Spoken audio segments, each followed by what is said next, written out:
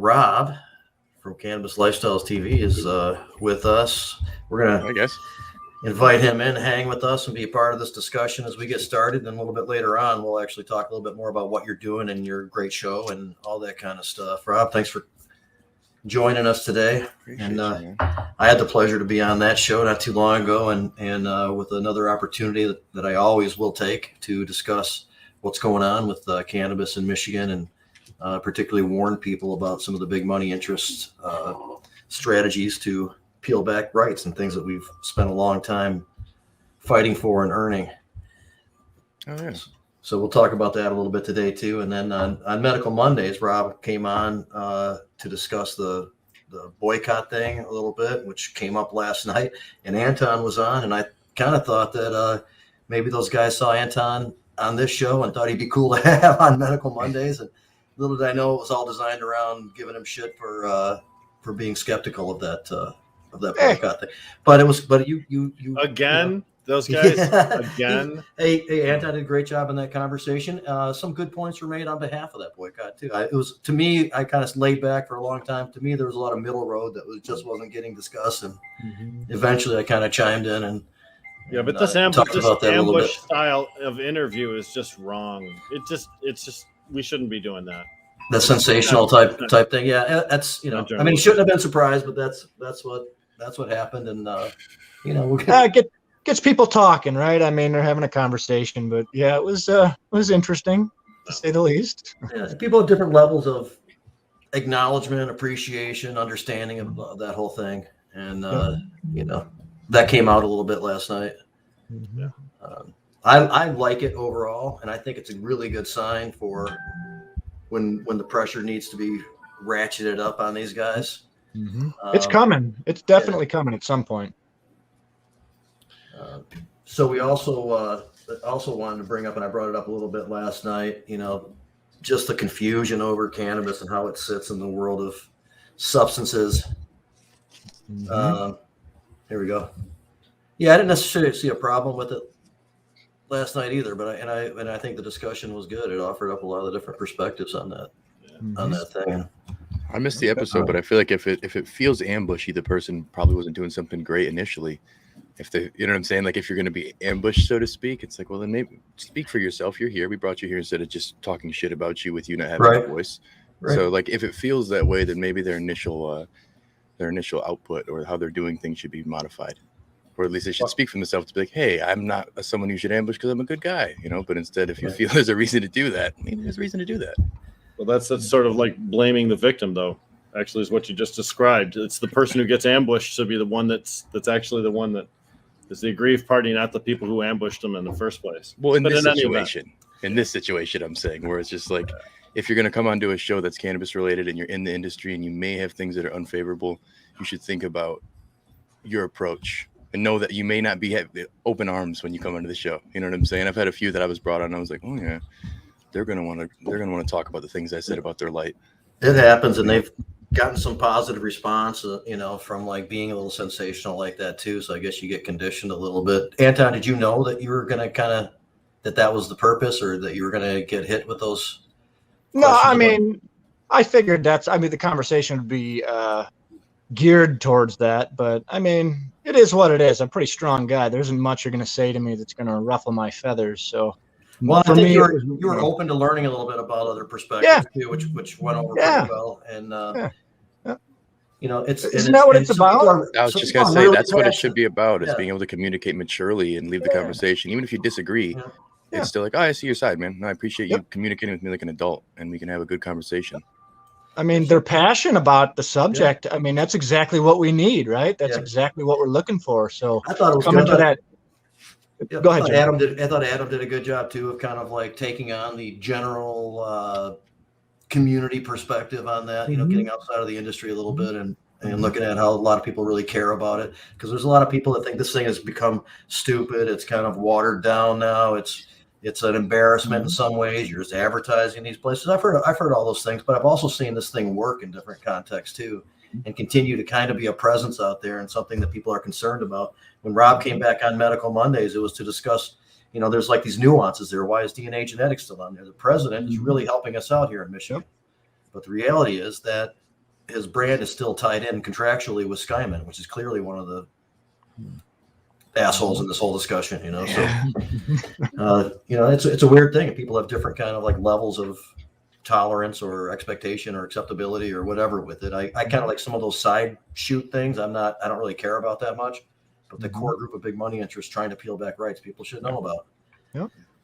100%. Yeah. I think, these tough discussions, when we have them, it's kind of like therapy, right? Like if we're not talking about things, that's how trauma builds up. I mean, it's no different in the cannabis industry than it is in, you know, for any other person living the human experience. I think that we have the conversations and the information gets out there and it gets hashed out and people discuss it. And I mean, I guess that's kind of progress, right? That's progression, I would think. I mean, that's great. Well said, Anton. Well, I have to go watch Medical Monday's episode from last night, but it sounds like, I mean, were they at least civil when they bombarded you with there's some passion that comes out, but I don't think there was any like flat out abuse. I don't think anybody was like, you know, really just railing on somebody for the sake of being upset at them. You know, there was some positive discussion that came out of even some emotional exchanges. Yeah, all those guys are pretty reasonable. Mm-hmm. For sure. Well, they deeply believe, you know, their perspective and they stay there and stand up for it, you know. So you respect that. You got to respect a person who stands up for what they believe in. I don't care what it is, but I think what I wish for 2022 is, I tell people, emotional intelligence, right? If we can kind of dump that into the water and get it into people and have these conversations, I don't know how we do that, but I wish upon us all, you know. Good weed and microdosing. Yeah, exactly. That'll do it. That helps. Yeah.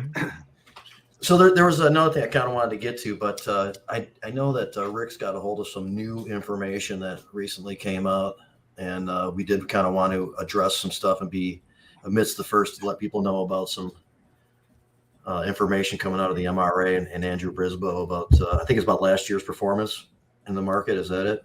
It sure is, yes. Okay. Director Brisboe, they have not released until just yesterday, the numbers for the final numbers for the 2021 cannabis industry here in the state of Michigan.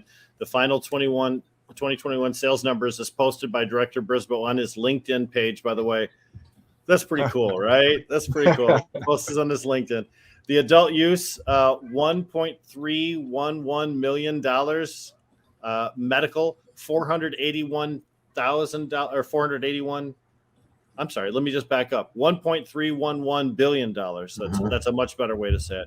$481 million for medical. Total $1,793,177. So about 18 or $1.8 billion, a little short of the $2 billion that we talked about as the potential for the market itself. However, the graph that he includes along with it is very illustrative of the spike in sales that we had just this very last month when it comes to adult use. In December, adult use jumped up quite significantly. That's typical of what happens in December. However, this I found to be a very interesting statistic, and it's the only other statistic he provided on this particular thing. On December 2020, adult use $350 an ounce, medical $265 an ounce. December 2021, the 350 ounce is now $185 adult use. That $265 medical ounce is now $175.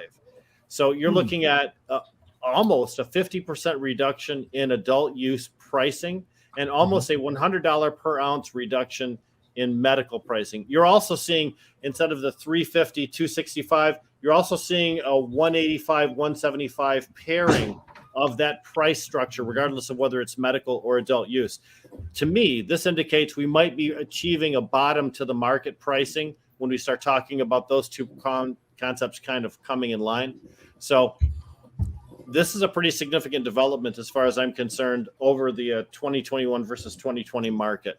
And it really does say that we're continuing to have a race towards a bottom in the cannabis industry, and it'll continue on through till 2022. And that doesn't necessarily bode very well for some of the people whose income is based on their per ounce yield. So I really hope that we're able to have some good, successful businesses in 2022, and not everybody has a difficult time staying open. Yeah, I just don't think that the business plan for everybody should be open a dispensary and become a multimillionaire, but that seems to be the thing, because I know not every restaurant owner is, but it seemingly is a big focus. Everybody I know who finds out their state's going legal, they're looking into getting a dispensary. So I think right for a while it's been that cash crop green rush thing, but I think it's going to even out to a modest type of thing where you have to have a very good business plan and very good product to be able to get it out there, to be that guy or gal who's got the chain of very good places, because the consumer is going to dictate the market. And the more that people are like, I'm not going to pay for this pretty name, pretty brand, no flavored mid stuff that they sell at the dispensary, or the carts that are just distillate with some terpenes added into it, eventually the price is going to have to go down. And if it doesn't go down, the consumer will find it elsewhere. As it's going down, the market's going to have to change in terms of their structure. The grow can't charge as much to the dispensary can't charge as much to the consumer. Taxes are still there. It's going to be tough to find the balance in terms of where it's profitable for a dispensary down the road. Right now, great, but down the road, I could see it being a little harder. Well, if you secured your financing with the expectation of having $300, $350 ounces, and now the market's at $185 ounces, then you made a really bad financing deal, because now you're in a hole to the point where you may not be able to recover. And there are going to be some businesses that are like that. Here's where we're really disadvantaged. With multi-state operators, they can have hugely successful operations in another state and run their Michigan operations at a deficit. So at a place where if Anton opened up a shop and he's just one guy and he's doing it right and he's doing it proper, but he can't make bills because this other guy over here can sell his cannabis at almost no profit whatsoever, because he's part of a corporate entity that has its tentacles in many different markets. And that really is a depressing thought, because as we see in Michigan, a lot of the communities are maxing out the number of licenses available. Muskegon's got, I don't know, like a dozen, I think Dan Sparrow said the other day. I know a lot of the markets are really becoming saturated with distribution centers. And then sometimes it's not necessarily about what quality wins out. It becomes a matter of who can sustain the competition, and dividing up all that cannabis sales amongst 12 entities instead of really maybe 4, the way it should be. So I don't know. Do you think the quality, Rick? I mean, us in an ideal market, we want to see the price go down and the quality go up.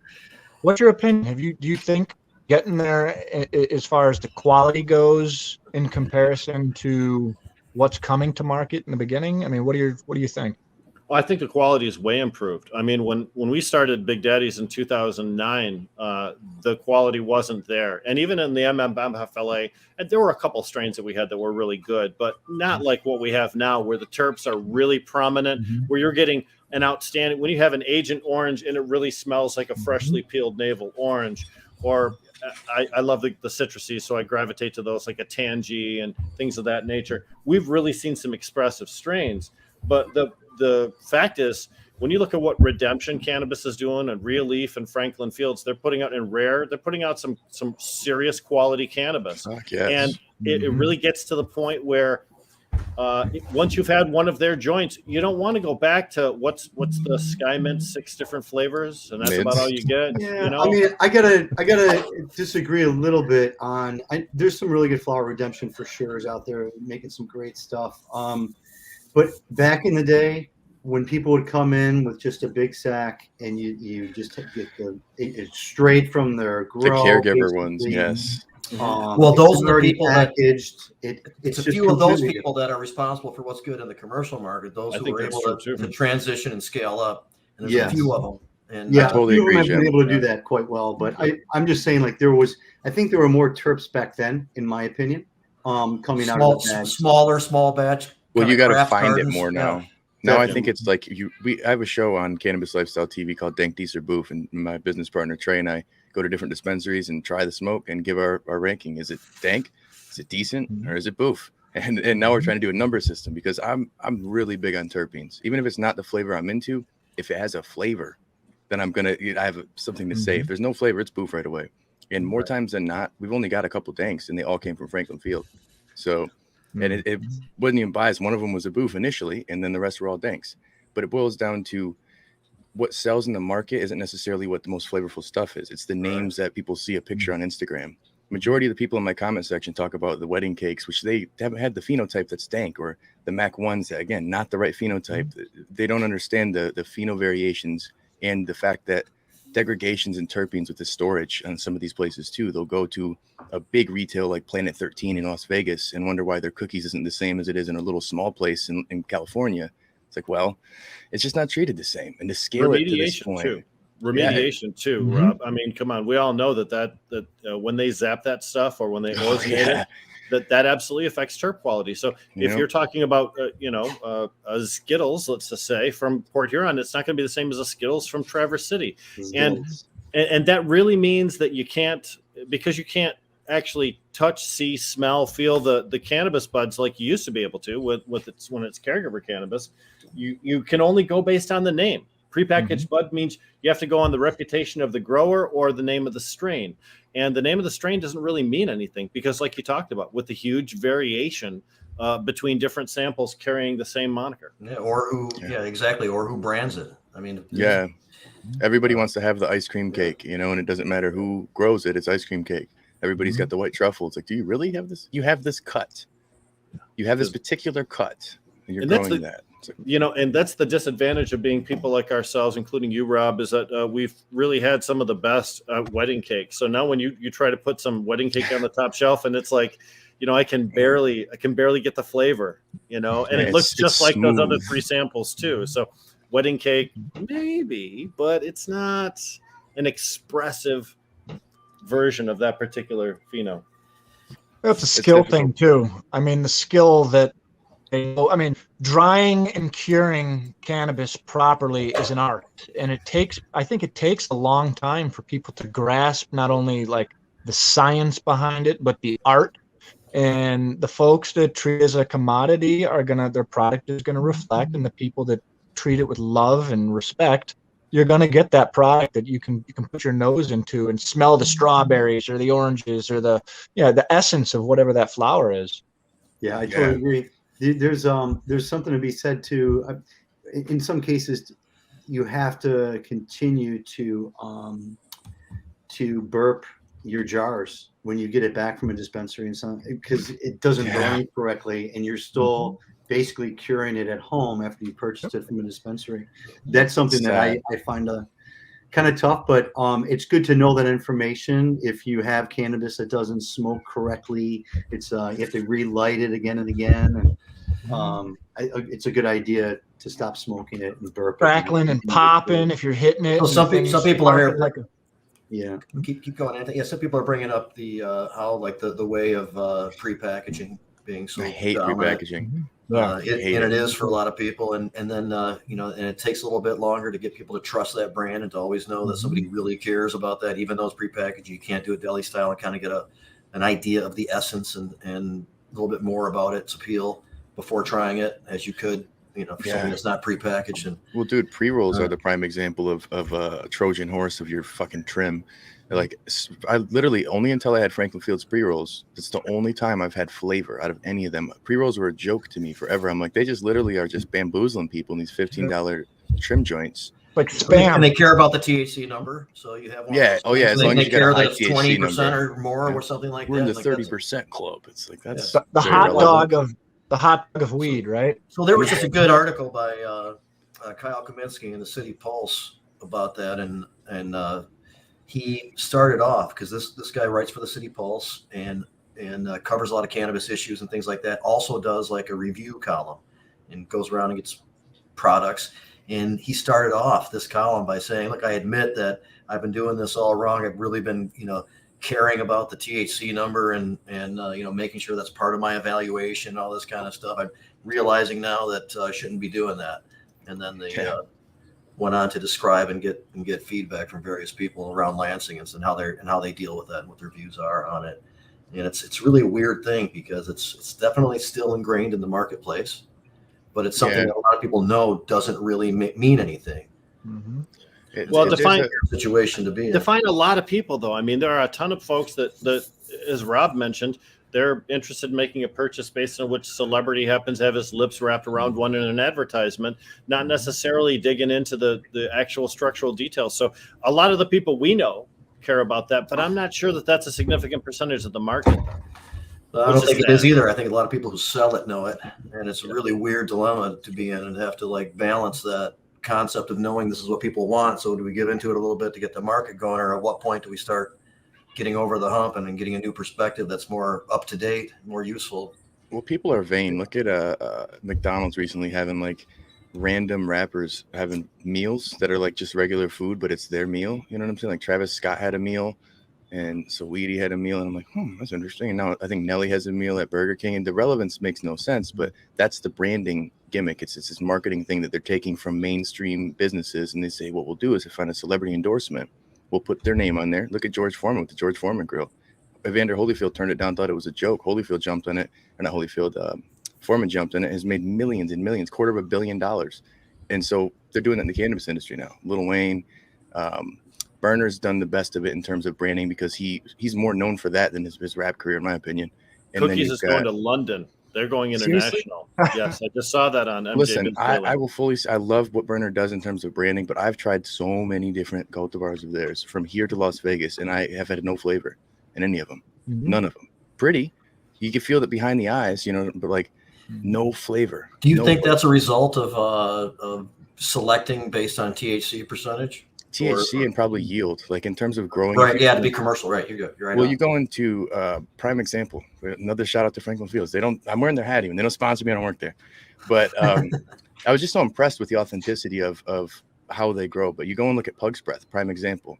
I would probably grow it because I like abuse, I guess, and I like to grow these tough cultivars. But that one was just a spindly nothing one, but it was so dank. In comparison to next to it, you've got, I forgot the name of the other one because it was so irrelevant in terms of they didn't care, but it yielded very well. And they were like, yeah, we're probably going to push this one on, but you have to balance it out. So a lot of these commercial grows are focusing heavy on ease of grow, yield, how long it's going to grow, and the popular name. They're not necessarily thinking about quality. Jamie, would you go back to that comment from Spartan Grown so we can just address that real quick? Yep. Is it? And I'll read it out. This one here. Spartan Grown writes, for those of our audience that is audio only, let me read this for you real quick. Spartan Grown writes, regulations drive the focus on THC also. They require testing for major cannabinoids, but not terpenes. That just shows that policymakers don't understand the medicine side of cannabis. You're absolutely right. Absolutely. And the policymakers that didn't understand that were in 2016, the legislature that laid down the rules for the MMFLA, which outlined what they wanted to test for, pesticides and THC, and they didn't really care about anything else. And then in the MRTMA, the adult use program, there's greater freedom for testing than there is under the MMFLA, but still, lawmakers don't mandate things because they don't think that the industry wants it. And they don't think that because guys like Steve Linder are in their ear talking to them saying, you know what, we don't want to have to test for extra stuff. I mean, have you seen some of the labels and some of the packaging? They can barely fit on there right now. I know what they are required to say, that the font is so small, I have to get out a jeweler's loop just to be able to read the shit. The pregnancy warning is long and inappropriate and unnecessary. Yeah, it takes up some of that space. And I've been to a few places like Rare and Muskegon. They surprised me with how it's very terpene focused. You look in the packaging and there's a lot of everything's laid out like that, and even the selection is very terpene focused. And I think the future of cannabis will be there. Yeah, and they're trying to get away from caring about the THC is not really that relevant, or sativa or indica even. Yeah, they go by a color scheme kind of, and it's based on what the general feedback has been, not trying to tell you this is the effect that you are going to get. That's been and science shows that sativa and indica is going to be for us growers in terms of how we can identify those tall lanky fuckers who go 10 12 weeks and the short squatties that are 6 to 8, even if you're really lucky 6, but that's not often. But in terms of smoke, they're seeing it's the terpenes and the flavonoids. It's those other cannabinoids that are doing it that are really giving you that effect, where certain ones are going to be more on the indica side, certain ones are going to be more on the sativa side in terms of those traditional thought process. So people are more and more in the actual good consumers and good growers who aren't just the random guys who went to college and found an investor. They're going to end up getting into the area of what does the consumer want? The consumer wants to be able to pick what they're looking for. You don't go buy beer and it's just, this is this percent alcohol, this percent alcohol. You're going to get a Pilsner, IPA, like these specific things. So why don't we have a situation like that with cannabis yet? It's crazy. Well, again, I think it goes back to educating the public. The public is so slow to change when it comes to information that they've already known. And you're going to get a lot of people that will just never believe THC isn't the most important thing. They just won't, because that's what they've been told. So what we're talking about here is probably a generations long change in order to get society to switch the way that we think they should switch. And unfortunately, I don't like to wait generations. I want that shit now. I want people to straighten their ass up, and it's probably not likely to happen on my scale. So once something's been internalized, even from a scientific perspective, it's very difficult to change or to be open enough to take new information and make changes of perspective with it. And some of the studies,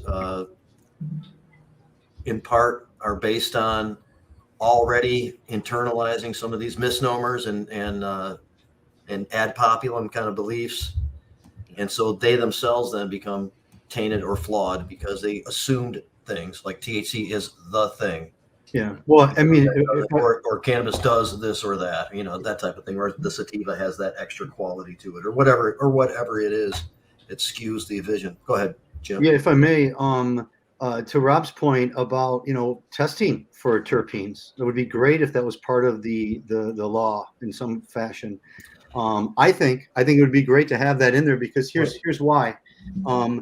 The thing with terpenes, when they're gone, one of my biggest worries is that there was mold on the grow and they brought in the machines. I think they're O2 machines or machines that will clear it out, and they actually strip the terpenes from the plant just to relieve it of its mold or mildew.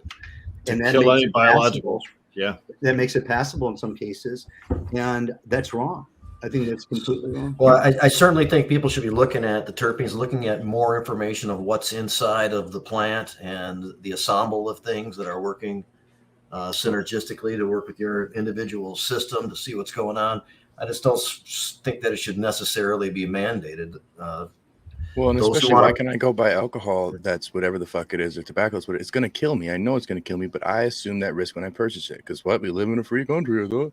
But when it comes to cannabis, medical, okay, keep it, do whatever. But recreational, let me sign a waiver that says I understand this was grown with this, and this. I don't give a shit. I smoked Mexican brickweed that had cocoons and rocks in it back in the day. Actual diesel fuel. Like, it's okay. Cocoons and rocks. I'm smoking once as we speak. I'm okay. Somebody's toenail. Yeah. Yeah, but for some reason we can't. Back when it was caregivers who were bringing smoke there, like I went to dozen places in Ann Arbor, and it was always so dank. And we were getting like $30, $35 eighths. And I was like, this is fire, dude. And no branding. I mean, it was just a package or a container, but it was still really good quality. And then why did that change? What shifted? No one died. Nothing happened there. It was literally lobbyists who went and pushed to say that it's harmful meds and we're hurting the patients. Listen, they assume the risk when they purchase it, when they get it.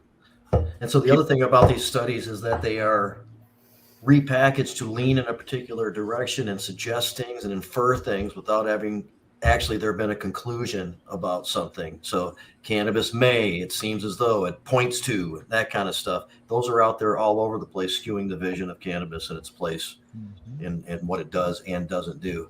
Yep.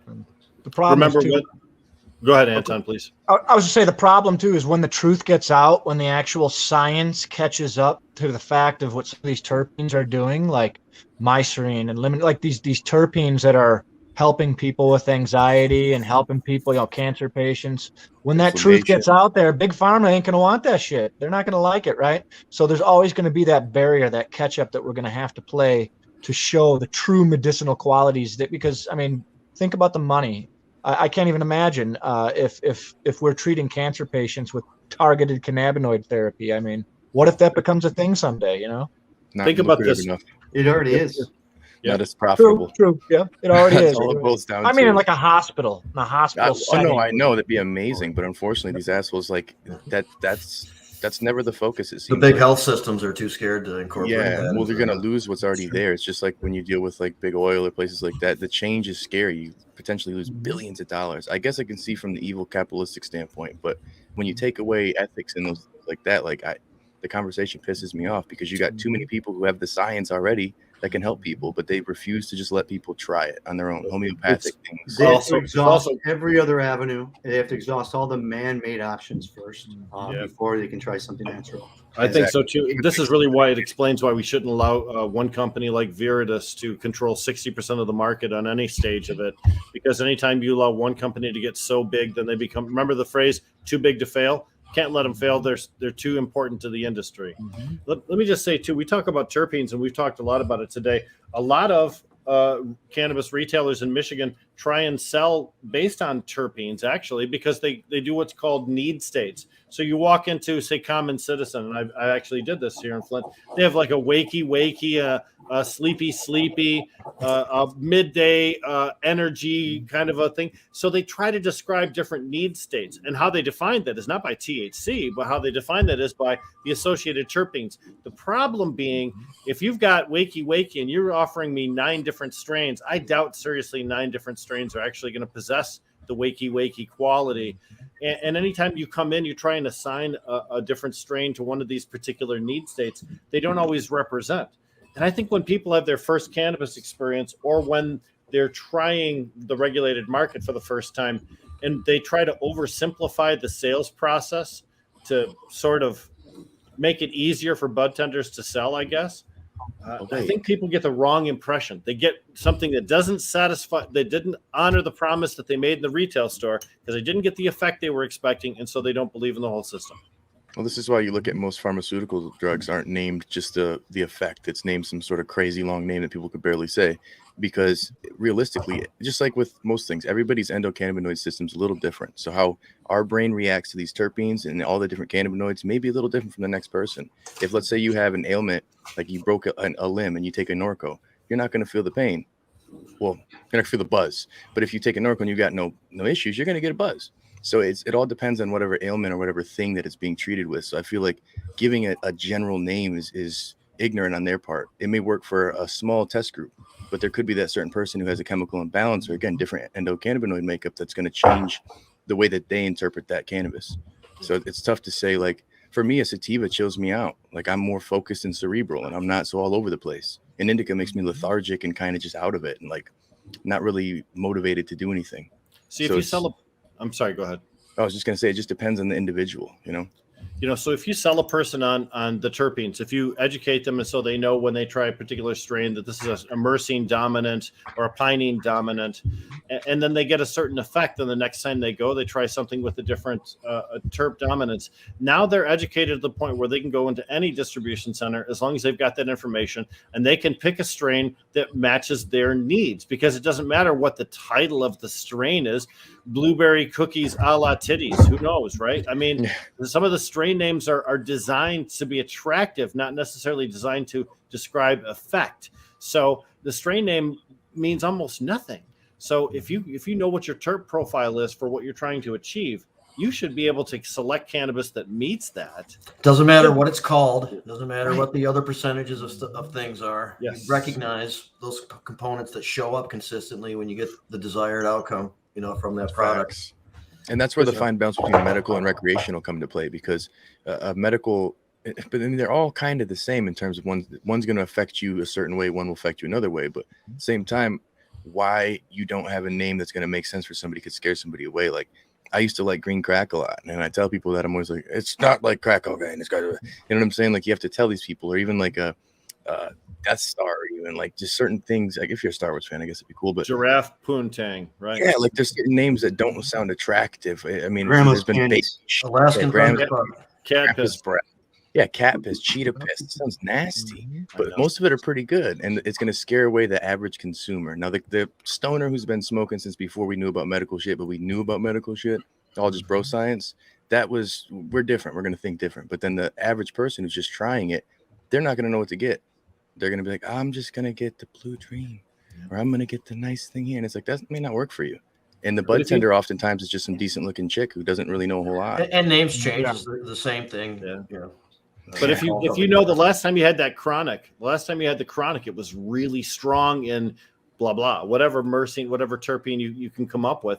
If you know that was really how you defined that chronic, then you can get more predictably achieve that exact same experience, knowing that as long as that terp profile is available. And it doesn't matter. Are the key things. Again, there's so many different ways to be advantaged by that system, but it does take an education on the part of the retailers, and it takes an education on the part of the consuming public too. So, and certainly there's always going to be a push for higher THC numbers, because that's the easiest metric that our consumer public has to gauge cannabis effectiveness, even though we know it's totally inadequate.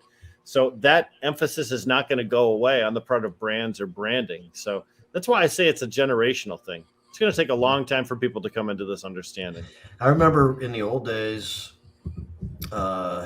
Dispensary and Ypsilanti and these weird names or that we just discussed would come in, and we are trying to be very careful. There's a lot of scrutiny going on. We were in a lucky place in Lucky County with a prosecutor that wasn't making it a big deal. We were able to get our local city to actually approve us and that type of stuff, different than what was going on in other places. But the idea of calling something really medical, like, Alaskan Thunderfuck or something like that, or Giraffe Poontang, or whatever we're talking about here, so we used to, for a while, we used to try to, change those names to something else. But after a little bit, we just decided we'll go with what they are. Some people do identify with them. It's because of the prohibition and things being underground that these names even came out in the first place. Yeah. Sadly, that's what it is. Some of them were like for veterans too, like Agent Orange, changing that. Yeah, that'd be awful. Yeah. You're gonna trigger PTSD on somebody who's trying to get medical help potentially. Like, there's certain things that don't make sense there, and I think that's where if there's less like. I have a friend named Chad and I have a friend named Brad, but we call them Chads and Brads in the industry. If there's less Chads and Brads out there who are just like, dude, that would be dope. And they call these great plants crazy ass names. It's a turnoff for a lot of people. Like, you can't do that. You can have a nickname with your buddies, but it's tough when you try to get to the market and you're trying to break through the stigma and be professional, because we're always going to be looked at as these hidden underground people if we always got these weird things, Bob Saget just passed away, and it's in very, very frequently cited in some of these RIP stories is the fact that Bob Saget has a strain of cannabis named after him. Now, they didn't do that because it smells like Bob Saget or because it gets you high like Bob Saget. They did it for marketing purposes, right? The same reason we have Obama Kush, right? So for a lot of people, the name itself is not indicative even of the quality of the cannabis. It's just used as a marketing tool. Yeah, so that's an why identification tool even. Yeah, we had way back in the old days, we had Mike's Purple Cox, which was named after the Attorney General at the time, Mike Cox. Yes, that's and true. Jennifer Granholm's Kush. Yeah, when she was governor. It's so misleading too, because good glue, good Gorilla Glue back in the day, or grown by a good caregiver, and some glue that you might get at some wherever ain't going to be the same. So the name is not indicative. It's not consistency. There's no consistency to the name, and so it's really misleading. And there's different types, like within that. People pop different seeds. There's like these dominant types. Yeah, you get the phenotypes out of it. Hey, Jamie, let's just quickly read the Spartan Grown message. He talks about Agent Orange, and Spartan Grown says, Jazz Cabbage Cafe, actually, Agent Orange is a tribute to all the vets who suffered from it for the war. The breeder's father got very sick from Agent Orange, and the strain helped him out. So we stand better informed on that. I believe it. I just say that there's still probably people who still don't know the backstory and are like, what the fuck? Yeah, I didn't know that backstory at all. We always change it to Orange Skunk at Oma Medicine, just to, because vets would come in and go, why have you named it this? Oma Medicine's a place I actually frequented over in Ann Arbor. Right, you need the context. Well, there's the Jim was the manager there back when it was a really good place. No shit. Yeah, it had good vibes, man. I was like, oh, this is cool. I got to talk like deep philosophy with a guy in there who was showing us about bud. Like we got deep, and I forgot we were even getting bud. Great. That's right. Home of Medicine was the coolest vibe, the coolest vibe, had great music, like you're in an art gallery. Seriously, dude. This is like in a nice restaurant. Club will be. Yeah. Comedy shows, everything was fun. It was a standard. Fuck yeah, man. A dank, but I never got one bad piece of flour from y'all back in the day. I mean, everything was top quality that I ever tried. Yeah, thanks. Yeah. And that's what Jim was trying to say. Like, those were all, caregivers who gave a shit that, that a lot of people showed up. I was in the city next door. There's a lot of people show up with a lot of different things, and it was got to be kind of it was the backpack boogie, right? It was the backpack boogie. Guys would come in, and if you could smell them before they got to the office, you knew you were going to be buying something, right? Yeah. So, we didn't have much on the west side. We had to go there. When the caregivers came in, and they would go, well, here, try this out, try this out, try this out, try this. And they'd have at least 7 strains for you to go through and order from. And it was that experience of going home and breaking them up and, going through that whole process it was phenomenal. And it's hard to find that now, because I think when you open up those jars, sometimes they're plastic and the plastic takes from the smoke, and sometimes it's a glass jar, but the plastic is pretty thin, so the jar itself doesn't really seal all that tight. So those are some issues I think we'll work out in this industry as we go. But sure, and I hate some wasteful stuff too. There's a lot of too much plastic in this industry, man. Really bothers someone. I'm like, geez, so much. It's just all these items, plastic around it, and then plastic in the thing, and then more plastic. I'm like, oh, it's horrible for the earth, man. And there's only a couple places I've heard of that do like a recycling program, so to speak. Like you bring back your jars and you'll get like a free gram after so many. But it's like that's should be the norm. Like the green industry, the cannabis free industry. gram, but we say bring back any from anywhere that's recyclable, and we'll take them. Even that's good. Like just a place to bring them, because you're like, what do I do with these? I can't put them in my bottles. So the sustainability. So before we get too far in, though, I do want to talk about your show and all the great work that you do, Rob. We got representation here from other shows today too, and Michigan just has, I think, a lot of great cannabis-based podcasts. I know you guys cover more ground than just Michigan and that kind of stuff. A lot of people don't even realize I'm in Michigan. They think I'm in California. And then when they say I'm in Michigan, they think I'm in Detroit. I'm like, I'm on the polar opposite side. There's no weed over here. Spartan Grow's on here with a great show, Michigan Bros Grow Show. You guys are a great show. Both kind of have a cultivation background, and they seem to get like most of the attention when that's the case. And even during this show, people know you guys are here asking questions about growing and just answering it in the comments. We're getting some of that done, while we're trying to talk about something else. So that's really cool. But let's talk about what you're doing with that and where people can watch that and what's going on. Yeah, I've got a bunch of shows, man. I actually had From the Stash podcast today. We do a show twice a week on Twitch, and then we have also audio, and then a YouTube show we do as well. And that's me, Pigeons 420, and Mr. Grow It, and all growers. Been doing it collectively for like 30 years. And myself, been growing for about 14 years.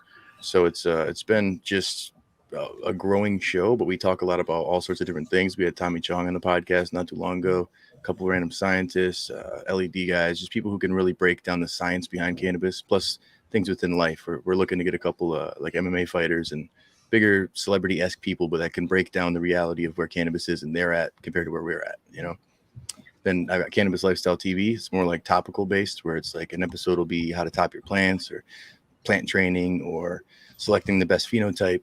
Very topical based shows. We do some live streams there, but majority of them are pre-recorded, uploaded. But we've got like 170,000 followers over there, and been doing it for a while, man. We got deleted, been like blacklisted. I feel like got our payment processors shut down, had money frozen in PayPal, like so many.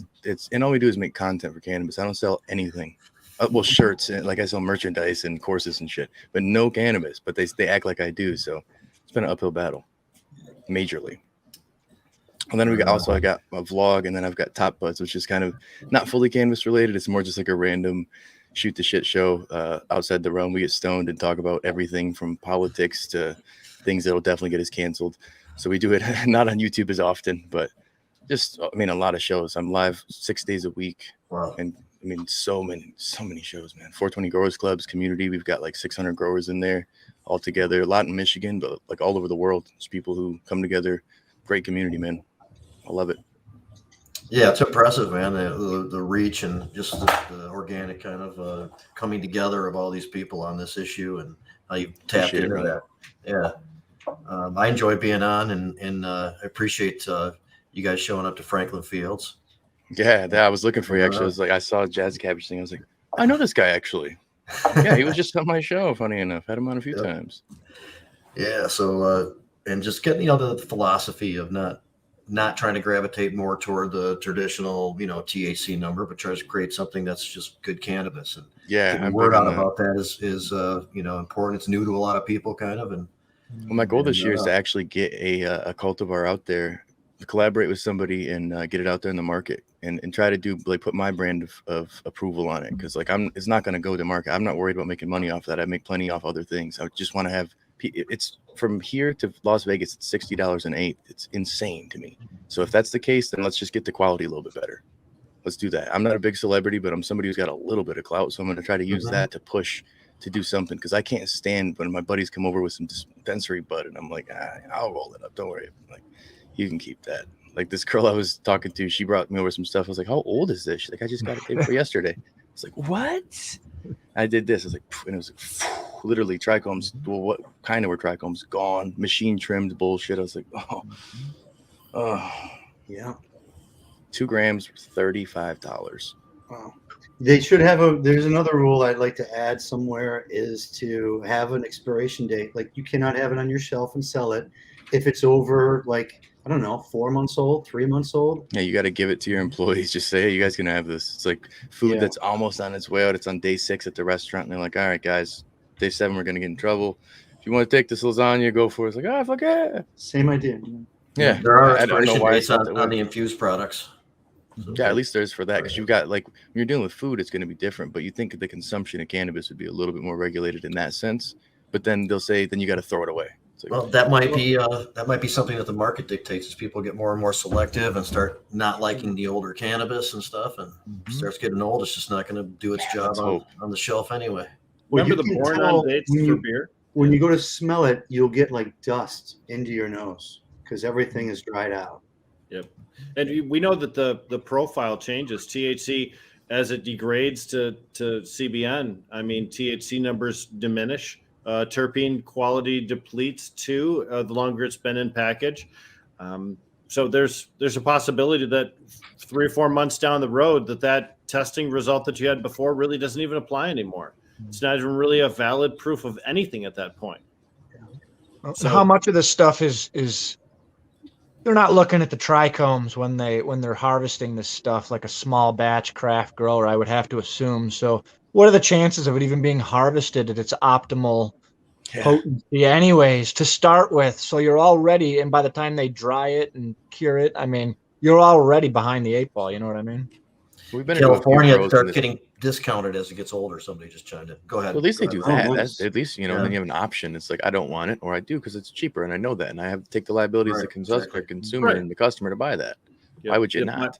If my budget is only this, and I have to take a little bit of old cannabis in order to get what I need for my budget, I'm happy to have that option, right? Yeah. I mean, that would be great to give to consumers. And it would also help to ensure that the product people are paying full price for is actually worthy of full price, right? Facts. How much is stuck into the packaging? I bought a couple of eighths just to see what was out there a couple of weeks ago. And it had a box, and it looked expensive. And then I opened it up and I took a whiff, and it smelled like nothing. You know what I mean? Like I said, you break it apart, it turned to dust. I mean, how about we just maybe agree to not spend so much on packaging and then reinvest that into the product? That's what people care about at the end of the day. $3 a jar and shit. And then you've got the branding to pay the graphic designer was like $150 an hour. And then they did all these mock-ups. So you probably spent $2,000 on that. And then licensing for your, or probably trademark for the logo. There's so many things that these companies do. And it's like, for what, man? I don't care about that. But I do think we're going to get to a point where we won't be buying flour as much. We're buying pre-rolls, pre-packaged stuff, because I say this often, is like, look at tobacco. I'm sure once upon a time, people were buying, I mean, people still buy bags of tobacco, but usually not people who are doing more, you know, well off, we'll say, even, you know, because I remember back in the day when I was younger, I'd buy a bag of some tobacco and roll me some cigs. But you see that with cannabis, and I think there'll be those hardcores like us. I'm sure we'll still do that. But then there's going to be the masses and the consumers who are going to get pre-ready to smoke herb. So the packaging may become a thing that's important, but the cost of the packaging, it needs to be dropped down. It needs to be, and also the amount of plastic, that shit drives me nuts. Like, again, so much wasted shit. And it's like, I just want the flower, put it in like saran wrap, just a single bud, and dust me that, like something. Give me a little hemp package. Packaging is the single best way for a company to advertise themselves, and it's also the way for them to stand out in the crowd. When you see row after row of prepackaged eighths, the only difference being, is this a red package? Is this a purple package? Does this have Tommy Chong's face on the front of it? Yeah. Right? So when you have something like that, then your packaging becomes important for that purpose. But the excess packaging, you know, frankly, to be honest with you, I don't even really like having to put it in a paper bag when we leave. I mean, if it's already in prepackaged eighths, I'll just shove it in my pocket. I don't need that extra, you know, save the planet from the use of that bag, which I'm just going to, you know, throw right away as soon as I get in my car. So So what's the point of giving me something that literally has a life expectancy of 10 minutes, right? From the time you package it up to the time my ass slides into the driver's seat. So, Yeah. So it's like a box around a jar, a sealed jar. I understand you want to keep light out of the jar, but it's just a little excessive. You can just throw it in a bag. Yeah. Packaging is an opportunity for the industry actually to get it right. I mean, investing in the sustainability of hemp plastics. I mean, that's where the hemp industry and the cannabis industry can kind of stand out. And I think if it's done properly, you can actually help things instead of harm things, with the landfills being filled up with all this plastic and all the, I mean, like you said, Rick, it goes right into the garbage. You pull it out, you smoke it, goes right into the garbage. And so, I don't even keep the little glass jars even. Like, I keep it here for a minute and then I'll give somebody some smoke in there usually. But otherwise, like, I'll end up tossing it. I'll put it in my recycle bin. They take it, luckily, but they probably discard it. Like, I don't know what they'll do with it. I'm sure they would, but they're like, they have to take that tough top off that you got to pinch and kind of tweet. And no one's doing that in there. Oh, shit. I bought some concentrates. It's hard for me to open the damn top. I mean, it's like breaking into some of these things. It's nuts. Yeah, right. Uh-huh. Yep. Yeah, it's like push too hard. You got to push the right Rick, amount. exactly there. That's exactly what I'm talking about. Right, you guys have to treat it like it's a little jar of like spaghetti or something. You have to open it up, clean it out, separate it, and put it in your recycle bin. So a lot of it is on the consumer, unfortunately. If the companies aren't going to do it, the consumer's got to do it. But it just boils down to the consumer doesn't necessarily always want to put that product in the recycling bin, depending on who they are. You know, like over at my condo, I know my neighbors smoke because I wasn't there and I came by and it smelled like weed. I'm like, oh, you get high. But they're very straight-laced people. And I know they're not going to let me know they smoke, even though like I make a bunch of weed content and could probably grow them some good bud with my patients. But instead, they hide it. So that they would never do that. So then you've got those stigma people who have the regular 9 to 5. And if somebody knew, I've got a fan of my show who lives locally near me, saw me locally. It blew my fucking mind. But he works for the city. So he was super paranoid. I was like, don't tell anybody. I was like, okay. So there's so many of those people in 2022. We're still dealing with that in Michigan, which blows my fucking mind. So I think it'll be tough to convince the consumer to fully be responsible. These companies should just, I think it's a marketing tactic in today's world, right? Is being ethical. Isn't that? Like, I thought, like, you know, that you don't use like sweatshops, or that it's GMO fucking free, or it's this and you know, gluten free, like, is a good thing. Like, that's not ethical, but like, those are these trendy things now. But you think that cannabis would be more there because we're the peace and love industry and grassroots and good. I thought we used to be the peace and love industry. Now we're the flip flop wearing Florida corporate industry guy, you know, who's worth got an e-cig everywhere, $10 billion. You know, and the fact is, because the United States Securities and Exchange Commission won't let cannabis stocks be traded on the American market, the Canadian market is where the cannabis companies go for stock exchange trades, and oftentimes these gigantic deals that we've seen mentioned are really stock swaps. But that can only happen on the Canadian exchange. What that means is that a great deal of the profit that's made by companies in Michigan is going to be shipped north of the border. We're not going to have it stay and continue to cycle through in our Michigan economy. It's going to be drained out. And when you take profits and you send them overseas, or you send them to Los Angeles, what you really do is you diminish the total economy of your state itself just by drawing things away. So because we're not self-reliant financially, we really have created problems for ourselves in the United States. And it's another one of those things that hampers the industry from being successful. Doesn't really hamper the unregulated industry at all. Oh, no. Yeah, we're still doing good. Well, not weird, but like the black market, I'm very, very supportive of the black market, the gray market, because it's going to force the legal market to just get better. You have to get better. If your competition is somebody deciding to drop away from your dispensary because they're everybody who's their caregiver now, which isn't really black market, but it's not for them, it's just going to force you to level up. And the consumer dictates the market. But right now, the consumer is being force fed what's there. And there's a lot of good products out there. It's just the branding doesn't pop, or they don't have a ton of space on the shelf. They're very small batch, this, that, the other thing. And that's the tough side of stuff is we'll do for that Dank Deezer Booth show. We go get the popular cultivars. That's the main thing. It's not the ones that I really want. Trey and I will usually get something that's dank. We smoke it on allegedly on the ride home, and then we'll be like, "That's really fucking tasty, man. Allegedly. We should have reviewed this one. Damn it! You know, we reviewed the popular one that everybody wants to hear about, but unfortunately, the popular one sucked." It just happens to be the case, but it's just because they had the shelf space, they have the name, they have Instagram posts, they've got rappers smoking it, they've got forums looking for this particular cut. I barely even believe half these cultivars is it, because there's no like real genetic bank that's like authentic and legit that we have to say, is this the actual one? Well, let me say this: we talked about skill earlier too, and when a rapper decides that he's going to expand his market into Michigan, he has to contract with a Michigan grower in order to grow that cannabis, because you can't import it from someplace else.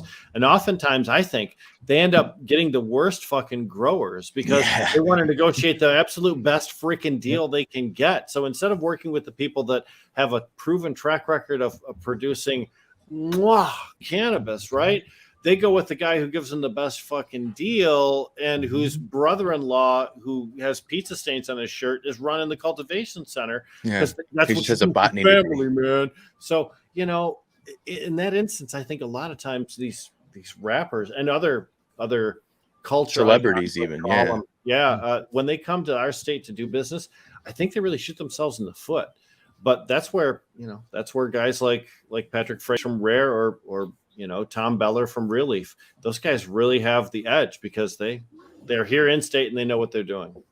Yeah, well, when you got a consumer or a grower who's running things like Matt over with Franklin Fields, like his passion of the plant, where I'm like, dude, you know what you're talking about. When you're breaking shit down, we're grower to grower here. I'm like, oh, but at scale, you're involved with this company here. Like, I can see why this is very good, and it's not a situation where you got this mids because some guy's dad invested into it, or a guy has a degree and it was attractive for another investor. Because that's usually what it is some sort of attractive piece, or else somebody, and this person who's not skilled enough or qualified is in this place, and they're just getting celebrity weed, they're getting Instagram names, they're getting pretty bag appeal bud, they sell it for a while. But the problem is there's enough people who call them out, and I've got buddies who have gone to dispensaries and swear by certain strains they get, and I'm like, you really think that's good? And then they'll smoke something I like, and then they're like, oh, the flavor is just too much. I'm like, oh, so you're a Bud Light consumer. Like, I drink Bud Light or Corona. I'm not drinking craft beer, because I'm one of those water drinkers.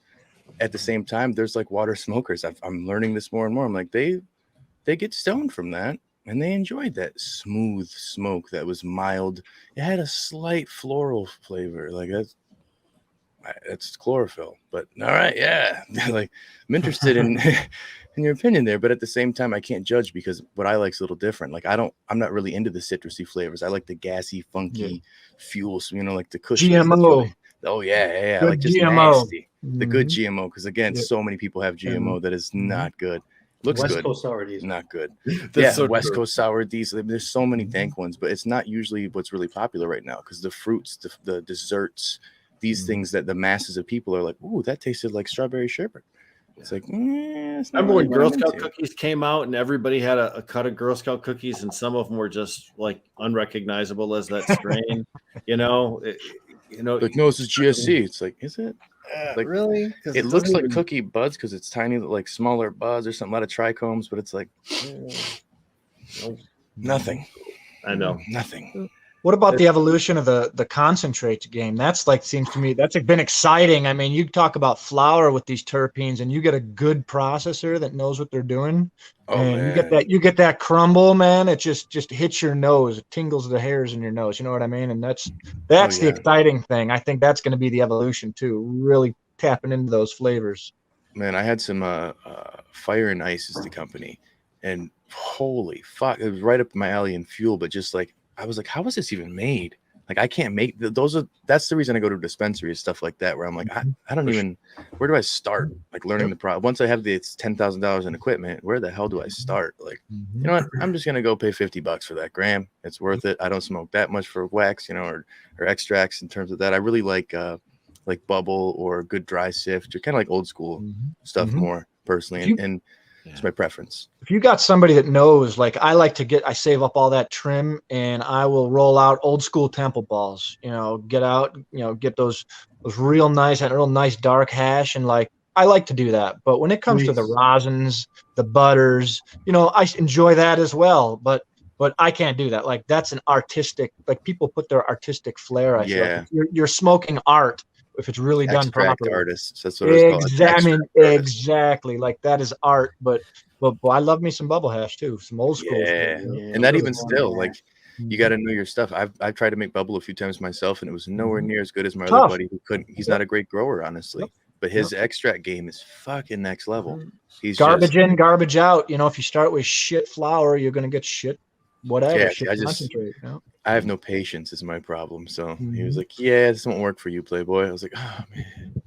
Hey, so we're gonna transition a little bit, Rob. We hope that you want to hang out though and kind of be a part of. I got like 5 more minutes, honestly, man. I got my kids out here. My kid's mom actually has the old Rona, so I'm gonna go with my kids at the office. That's positive. She's vibes doing from okay. all I of us. appreciate it. I told her, I said, positive vibes will heal you. Just chill. Put on like the office and smoke something, relax. And just let anybody know whatever else you need to get out there, where you can be watched, times, any sites, anything like that you want to get out. Watch Seal TV has like almost everything. Like just watch sealtv.com. But I've got so much content, dude. Like it's crazy. I'm always live. I'm always on the internet. It's weird. I didn't realize it until somebody was like listing all my stuff. I was like, holy shit, I am doing this a lot. I'm in the same spot, so it doesn't feel like it's all these different things, but it is all these different things. So it becomes where if you're on the internet and you search like Rob Seal TV or Cannabis Lifestyle TV, you'll find something that day. There's always something. Right on. All sounds great. We really appreciate it, man. Thanks for coming on today. We'll do it again sometime. Oh yeah, dude. When I've got a little more time so I could stay and get real lit. You know, right on.